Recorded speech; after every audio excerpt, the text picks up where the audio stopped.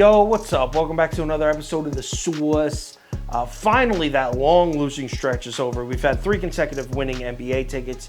It feels great, but college football, we got a big week here. We're putting that in the past, and we're looking to have a big Saturday here. In this video, we're talking Big 12. Huge game, possibly the game of the year of the Big 12. Baylor versus Oklahoma. Let's go. Welcome to The Sauce. The Sauce.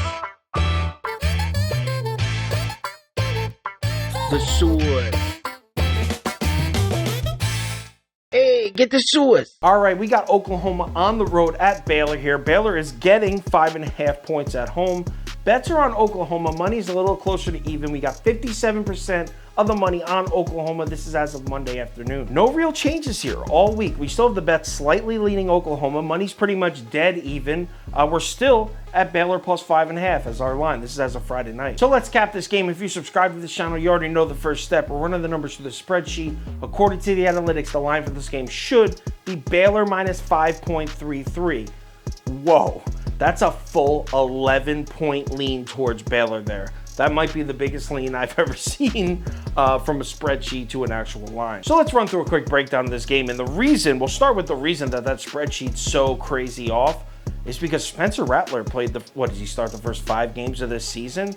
This Oklahoma team is completely different. In the last 3 starts since Caleb Williams took over, he's averaging 76.7% completions, 12 touchdowns, 1 interception.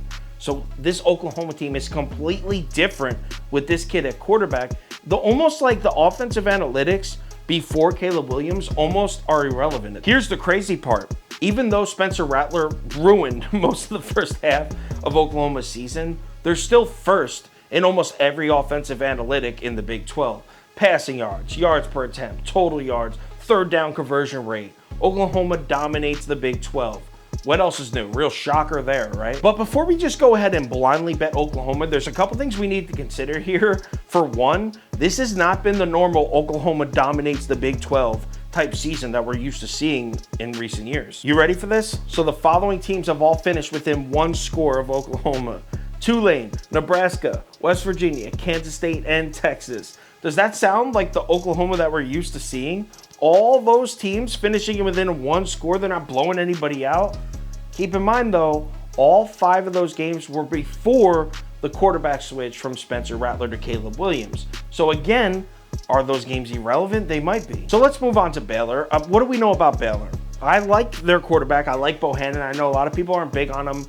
They run the ball a lot, but I do like this kid, Bohannon. This Baylor team is completely undefeated at home, 5-0. They're also a perfect 5-0 against the spread at home. They have some impressive wins at home, too. They beat the hell out of BYU, beat Iowa State at home. They have some good wins at home also. Now, if you're betting Baylor, one thing that should concern you, they run the ball a lot. Too much, a lot of people would say. They run the ball 60% of their snaps. Now, they have a quarterback that can throw the ball. They just don't choose to use them. 60%, that's a big percentage for running the ball. Oklahoma is second in the Big 12 in yards per carry allowed. So this idea that Baylor's going to control the clock and establish some sort of running game, you might be living in fairy tale land there, because no one's running the ball in Oklahoma. Yeah, Oklahoma's offense for the first half of the season, I'll listen to it. Yeah, they've had their problems.